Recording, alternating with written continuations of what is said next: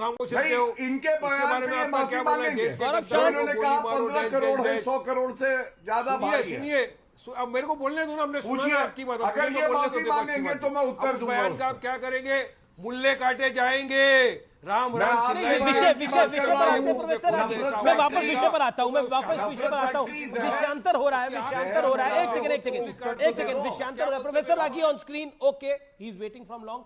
Professor ragi, my straight question is this, जो मैंने विश्लेषण दिखाया, पहली रणनीति रामचरितमानस पर अटैक करो, दूसरी रणनीति हिंदू धर्म पर सवाल उठाओ, बद्री विशाल को बौद्ध मठ से जोड़ दो, तीसरी रणनीति सनातन धर्म को डायरेक्ट सीधे टारगेट करो, चौथी रणनीति अटैक चलता रहे और मल्टी लेवल अटैक हो और सब बड़े नेता शांत रहे, और फिर बोले कि ये तो गलत हो रहा है, ये तो कोई छोटे नेता है। देखिए, एक प्रकार से जो इंडिया है उसके अंदर एक प्रकार से कार्य विभाजन है, जिसकी तरफ आप क्या विभाजन है? कार्य विभाजन, वर्क डिवीजन है, कार्य विभाजन, जिसमें स्वामी प्रसाद मौर्य आते हैं, समाजवादी पार्टी का रिप्रेजेंटेशन करते हैं, वो हिंदू समाज के लिए, हिंदू धर्म के लिए गाली गलौज की भाषा प्रयोग करते हैं। आरजेडी की तरफ जाइए, जगदानंद सिंह करते हैं, एक और उनके शिक्षा मंत्री करते हैं। तमिलनाडु के जो है वो शिक्षा मंत्री ने तो खुलकर आज कह दिया कि हम सनातन के विरोध में, सनातन को समूल नष्ट करने के लिए ही इंडिया का गठबंधन हुआ है। फिर आप खड़गे जी का बेटा, इसका मतलब खड़गे जी का बेटा कह रहा है, इसका मतलब कांग्रेस का नेतृत्व इस बात को कह रहा है। जी। और मुझे लगता है कि इसमें सच्चाई भी जानिए थोड़ा सा। मैं आपके दर्शकों की जानकारी के लिए बता दूं, सच्चाई है, सच्चाई के लिए थोड़ा इंतजार कर रहे हैं। बड़ी खबर है, इस समय आम आदमी पार्टी के member of parliament Raghav Chadha के हवाले से सनातन विवाद पर आम आदमी पार्टी का बड़ा स्टेटमेंट आया है, और वो बड़ा स्टेटमेंट ये है, डीएम के नेताओं पर राघव चड्ढा ने बोला है कि छोटे नेताओं के बयान आधिकारिक नहीं होते। उदयनिधि स्टालिन छोटे नेता है, ये इंडिया का बयान नहीं है। छोटे नेताओं के बयान आधिकारिक नहीं होते, छोटी पार्टियों के बयान आधिकारिक नहीं होते। सनातन विवाद पर आम आदमी पार्टी का यह बड़ा स्टेटमेंट आया है। राघव चड्ढा ने बोला है, डीएमके और डीएमके के नेता क्या छोटे नेता हैं, छोटी पार्टी है? प्रोफेसर आगी, कंप्लीट योर सेल्फ।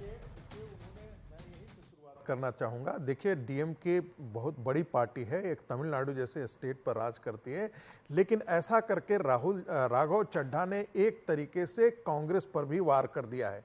इसलिए मैं ऐसा कह रहा हूं कि राघव चड्ढा ये जानते हैं, आम आदमी पार्टी जानती है कि कांग्रेस पार्टी के पतन पर ही उनका उद्भव है, वो उनका एक्सपेंशन कांग्रेस के पतन पर है। इसलिए वो कांग्रेस शासित राज्यों की तरफ देख रहे हैं, और कांग्रेस चूंकि इसमें लीड नहीं ली, इसको डिफेंड करने, मतलब इसकी निंदा करने नहीं आई, ऐसा करके आम आदमी पार्टी ने एक प्रकार से, आम आदमी पार्टी का एक और बयान आया कि राज्यों में हम चुनाव लड़ेंगे, केंद्र में हम साथ रहेंगे, हम लोग साथ रहेंगे, राज्यों में अलग अलग चुनाव लड़ेंगे, खिलाफ चुनाव लड़ेंगे। दूसरा ये भी बयान आया, ऑफिशियल बयान आया है संदीप पाठक का, उनके एक और एमपी हैं। बिल्कुल दूसरा प्रभारी महासचिव है। दूसरा एक बहुत इंपॉर्टेंट बात बताने जा रहा हूं, चूंकि डीएम की रिलीजन में विश्वास नहीं करता, लेकिन और उसने किया क्या है, सनातन के समूल नाश का एक उदाहरण आप देख लीजिए। तमिलनाडु सरकार ने 1976 से लेकर के जो है 5 लाख किलो सोना हिंदू मंदिरों में जो चढ़ावे और आभूषण के तौर पर देवी देवताओं का था, उसे छीन करके डीमोनेटाइजेशन के तरीके उनको गला करके, और ये मद्रास हाई कोर्ट में उनके तरफ से पिटीशन में रिप्लाई फाइल किया हुआ है। 11 करोड़ इंटरेस्ट अमाउंट आता है, और उस पर जाता किसके लिए काम है? वो क्रिश्चियनों के वेलफेयर के लिए भी जाता है, वो सारे समुदायों के वेलफेयर के लिए जाता है। यानी हिंदू मंदिरों का पैसा 44,000 टेम्पल्स पर कब्जा किए हुए हैं। उसके बाद उसमें से हजारों मंदिर ऐसे हैं जिनके पास जमीन हुआ करती थी, आज वहां पर पूजा नहीं होती है, पूजा नहीं होती। ये तो बोलने की आजादी की कैटेगरी में नहीं आता। देखिए, मैं तो कह रहा हूं, जैसे ही आप सनातन धर्म को समूल नाश करने की बात करते हैं, तो सनातन धर्म के जो मानने वाले हैं हमारे वह, एक तो गांधी के भारत को भी खत्म करें, क्योंकि गांधी तो कहते थे मैं सनातनी हिंदू, और उसके कम से कम बीजेपी के डिफेंस में नहीं आते, लेकिन कांग्रेस पार्टी कम से कम गांधी के तो डिफेंस में आते हैं, जो गांधी के वारिस अपने आप को कहते हैं। एक बात, दूसरी बात, एक बहुत बड़ी टिप्पणी आपने कहा था 2024, जी, ये 2024 का खेल है, और 2024 आपको पता होगा कैम्ब्रिज एनालिटिका का प्रयोग किया गया था, 2019 में करने की कोशिश की गई थी, जिसमें सॉफ्ट हिंदुत्व प्ले किया गया था और साथ में हिंदुओं का जो जातियों के आधार पर विभाजन की बात की गई थी 2024 पे आप क्या कह रहे हैं? 2024 में उसको बड़े पैमाने पर ये लागू करने के लिए, लेकिन ये तभी सफल होगा। मैं एक बात हिंदुओं के से बोलना चाहता हूं, देखिए 2024 हारने का मतलब, नरेंद्र मोदी के हारने का मतलब भारत की संस्कृति हारेगी, भारत का आध्यात्म हारेगा, हिंदू धर्म हारेगा। ये मैं बात बहुत खुली तौर पर बोल रहा हूं, क्योंकि 2014 से पहले एक ढंग से जिस देश में okay, professor versus professor, professor Naval Kishore, professor Naval Kishore wants to make his point. लड़ाइएगा बाद में, लड़ाइएगा बाद में। लड़ा नहीं रहा, मैं तो बोल रहा हूं। नहीं, आप बोलने भी नहीं दे रहे हैं, कम से कम हिंदुओं को बोलने तो दीजिए मुझे। ये मेरे के ऊपर क्या, मैं हिंदुओं को नहीं बोलने दे रहा, मेरे कार्यक्रम में सभी हिंदू बोल रहे हैं महाराज। एक बात, प्रोफेसर साहब भी हिंदू ही हैं, गौरव भाई भी हिंदू ही हैं। 2-3 बातें मैं कह लेना चाहता हूं। वारिस पठान को छोड़ के सभी हिंदू हैं। मुझे देखिए, मैं भी खुद सनातनी हूं भाई। उनको एक प्रकार से पता है कि जितना लेकिन हिंदुओं वो को भी गाली, हिंदुस्तानी है, जितना हिंदुओं को गाली देंगे मुस्लिम वोट कंसोलिडेट करेगा, और हिंदू समाज तो पहले से ही जातियों में विभाजित है। कांग्रेस पार्टी और जितने भी क्षेत्रीय पार्टियां हैं इस एजेंडे पर काम कर रही हैं। आप हमें बोल रहे हैं कि मीडिया आपको नहीं बोलने दे रहा। विपक्ष तो आरोप लगाता है कि ये बीजेपी हिंदू मुसलमान करती है, आरएसएस हिंदू मुसलमान करती है। देखिए, मजेदार बात है कि भाई इस देश में दलित जिसको मेजोरिटी माइनॉरिटी है, जी। वो तो रिलीजन के आधार पर आपने किया है, और फिर आप कहते हैं कि डिबेट में हिंदू मुसलमान क्यों करते हैं। आप जब भी आते हैं तो असदुद्दीन ओवैसी की पार्टी मुसलमान मुसलमान मुसलमान मुसलमान करती है, तो आप चाहते हैं कि दूसरी तरफ से कोई आवाज नहीं उठनी चाहिए। 70 साल में सबसे ज्यादा तो हिंदू प्रताड़ित किया गया, उसकी संस्कृति। एक राम का मंदिर प्राप्त करने के लिए हिंदुओं को 70 साल तक कोर्ट में लड़ाई लड़नी पड़ी। अब लंबा बोला आपने सर, अब लंबा नहीं, बस 10 सेकंड में खत्म कर दूंगा। आपको सर मैंने पूरा टाइम दिया, आपके अनुसार पूरा टाइम दिया। एक मिनट, लेट अदर दलितों को सबसे ज्यादा मारा। जी तो विवेक कुछ कहना चाहते हैं, प्रोफेसर नवल किशोर कुछ कहना चाहते हैं। विवेक श्रीवास्तव कौन थे? विवेक बसु क्या कोई दलित थे क्या? बुद्धदेव भट्टाचार्य कोई दलित थे क्या? गौरव भाटिया में आऊंगा आपकी बात। किसने मारा? संगीत रागी, यस प्रोफेसर, संगीत रागी। अब आपने ओके, विवेक श्रीवास्तव। सबसे पहली चीज, देवगन भाई आप सीनियर पत्रकार हैं, सालों से अब कर रहे हैं, एक्सपीरियंस्ड हैं। आप ये बताइए, क्या देश की संस्कृति एक व्यक्ति विशेष नरेंद्र मोदी पे आधारित है?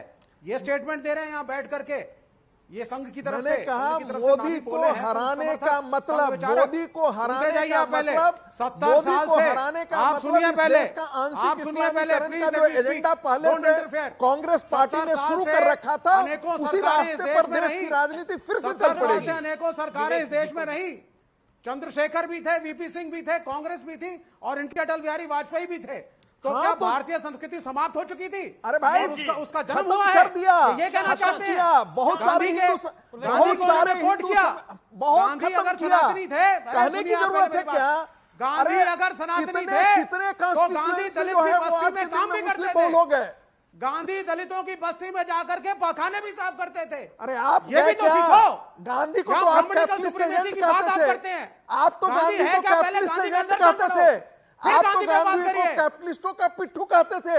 आप बताइए ना, सीपीएम क्या नहीं, गलत बात है। कम्युनिस्ट पार्टी आंदोलन को कम्युनिस्टों ने समर्थन दिया था। गांधी भगत सिंह भी कम्युनिस्ट थे, चंद्रशेखर आजाद भी कम्युनिस्ट थे, दलाल कहती और थी हमने गोलियां खा करके देश की आजादी में लड़े हैं। आपने ना देश से प्रेम किया, ना आजादी के लिए लड़े। आप सुभाष दलितों का उत्पीड़न करते हैं, तोजो का कुत्ता बोलते थे, सुप्रीमेसी और हिंदू सुप्रीमेसी को तोजो का आप कुत्ता जस्टिफाई बोलते कर रहे थे। हैं। गांधी को जिसके खिलाफ हम कैपिटलिस्ट एजेंट बोलते थे। लड़ेंगे, हिंदू सुप्रीमेसी के खिलाफ हम लड़ेंगे, वायलेंट हिंदू सुप्रीमेसी। लड़े कहां?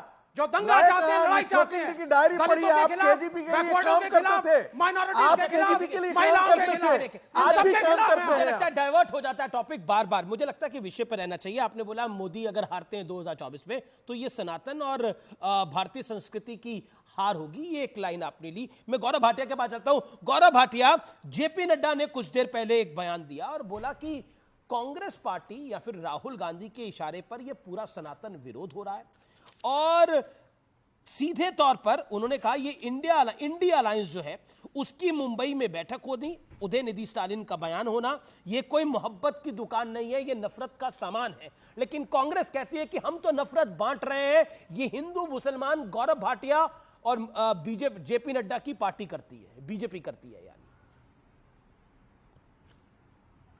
देखिए, ऐसा है जो जेपी नड्डा जी हमारे राष्ट्रीय अध्यक्ष हैं, उन्होंने कहा है, बिल्कुल सही कहा।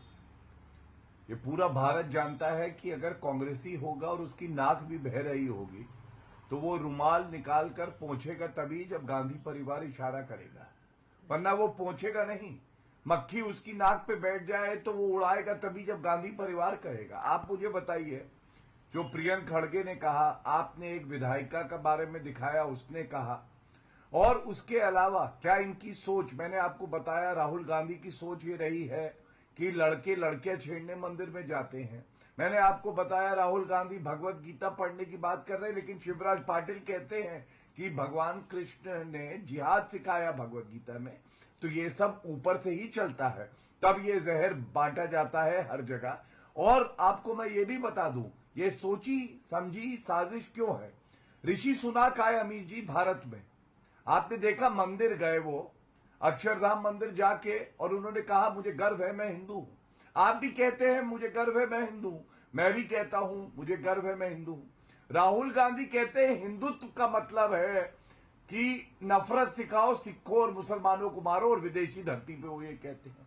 आपने देखा यूएई में मंदिर बन रहा है, सनातन जो है वो फैल रहा है पूरे विश्व में, और ये ताकत केवल हिंदुओं में है। तो वो ये आपका देखा नहीं जा थोड़ी रहा। ना और है मैं भारतीय तो ये जनता पार्टी पूछूंगा, का। ये क्या सारे मंदिर ये और सारा हिंदू धर्म बीजेपी का कॉपीराइट किसी है? का कॉपीराइट अभी नहीं ये है, गलत किसी बात का है, कॉपीराइट नहीं है। कॉपीराइट प्रोफेसर नवल किशोर को मैं लेके आता हूं। कॉपीराइट नहीं है तो क्यों बात हो रही है? कॉपीराइट किसी का नहीं है, लेकिन नहीं, मेरी कॉपीराइट बात पूरी नहीं हुई। मैं गौरव उम्मीद भाटिया करूंगा मेरी मेक योर बात पूरी होने देंगे। पॉइंट। ये बोलिए तरीका बोलिए, ठीक नहीं है। जी बोलिए, 10 सेकंड्स बोल, Thank make you. Your point, then professor Naval किशोर।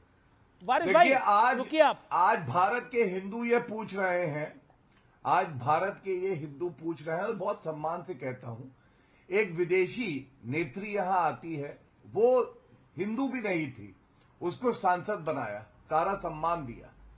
आज बहुसंख्यक हिंदू के खिलाफ जब उसकी पार्टी के नेता अनर्गल बयान देते हैं तो वो चुप क्यों रहती है। दूसरी बात, ए राजा ने कहा ऋषि कि सुनक भी मलेरिया और डेंगू कहा है, यूनाइटेड किंगडम में, जिसके लिए आप ताली बजाते हैं। चिल्लाए तो नहीं लिबरल करो। होइए थोड़ा। मैं देखिए, ऋषि मुंह सुनक का को बवासीर का कोई इलाज ब्रिटेन नहीं। के लोग एक्सेप्ट मैं कर अपनी रहे बात हैं, पूरी कर लूं। रेस्पेक्ट दे रहे हैं। आप अपनी बारी में बोलिएगा। नैरोनेस मत दिखाइए। आपके तर्कों में प्रोफेसर नवल किशोर, क्या प्रोफेसर नवल किशोर एंड वारिस ना करें Pathan. Okay, professor Naval Kishore and Waris Pathan, एक सेकंड, मैं professor Naval, okay professor Naval Kishore, आप बार बार आपके अलायंस पार्टनर कहते हैं कि इनका कॉपीराइट नहीं है, लेकिन कॉपीराइट तो आप ही दे रहे हैं जब आप सनातन धर्म की पूरा अधिकार बीजेपी को दे देते हैं। आपके अलायंस पार्टनर कह रहे हैं हम सनातन धर्म को खत्म करना चाहते हैं। आपके नेता स्वयं कह रहे हैं, चाहे वो जगदानंद बाबू हो, चाहे वो बाकी नेता हो, चंद्रशेखर हो, वो खुद कह रहे हैं, जगदानंद सिंह हो, चंद्रशेखर हो, वो खुद कह रहे हैं रामचरितमानस के विरोध में या सनातन के विरोध में। क्या आपको लगता नहीं है खुद ही आप कॉपीराइट दे देते हैं इन लोगों को? नहीं अमित जी, ये कॉपीराइट देने की बात नहीं है, ये लूटने की बात है। भाजपा जो है वो खंड खंड पाखंड वाली पार्टी है। आप देखिए ना, आरएसएस प्रमुख 2015 में कहते हैं कि आरक्षण की समीक्षा होनी चाहिए, अभी एक सप्ताह के अंदर कहते हैं कि जब तक समाज में भेदभाव रहेगा तब तक आरक्षण जारी रहेगा। यही देखिए ना भाजपा को, बिहार में कहती है कि जातीय जनगणना होनी चाहिए, देश में नहीं होनी चाहिए। 2010 में इनके मुख्य नेता गोपीनाथ मुंडे जी पार्लियामेंट के अंदर में सर्वसम्मति में कहते हैं कि जातीय जनगणना होनी चाहिए, और इनके मंत्री 2018 में 2020 में कहते हैं कि नहीं आती है। ये खंड खंड पाखंड को उजागर करना बहुत जरूरी है, तभी जाकर भाजपा का सर्वनाश होगा और वो देश हित में है। नहीं, आप भारतीय जनता पार्टी का सर्वनाश करिए, आप सनातन का सर्वनाश करने क्यों निकल लिए? आप भारतीय जनता पार्टी का पॉलिटिकल सर्वनाश करिए, आप सनातन का सर्वनाश करने के लिए निकल दिए। नहीं, हम तो देखिए, हम लोग तो भारतीय जनता पार्टी के राजनीति का खिलाफत करते हैं, किसी व्यक्ति से नहीं है। जो व्यक्ति कहता है, जो दल कहता है कि एक आदमी का ही आधिपत्य होगा, एक दल का ही आधिपत्य होगा, एक संगठन का ही आधिपत्य होगा, हम उसके किस चीज के खिलाफ ऊपर इंडिया एक दल का क्या? दो सवाल पूछता हूं। तरह जी, के ओके लोग ओके, वक्त है एक अंतराल का। आप देख रहे हैं सीएनबीसी आवाज पे टक्कर में ब्रेक के बाद हाजिर होते हैं। देखते रहिए सीएनबीसी आवाज।